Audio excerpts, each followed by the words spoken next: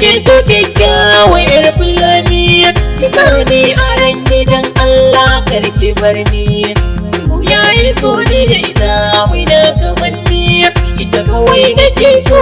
muradi na raina in ba ita dai ba zan iya rayuwa ba.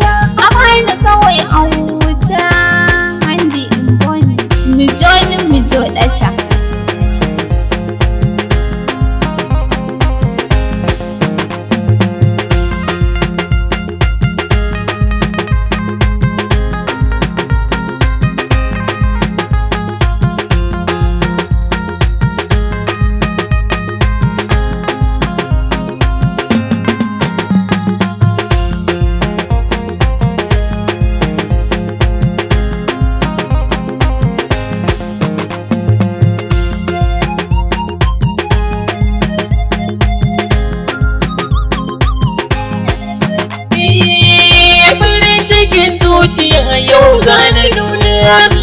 ma farin ciki na zana nuna ina ji cikin ƙauyen mu ne ya nuna babu gari ke ce ta farko ke ce ta ƙarshe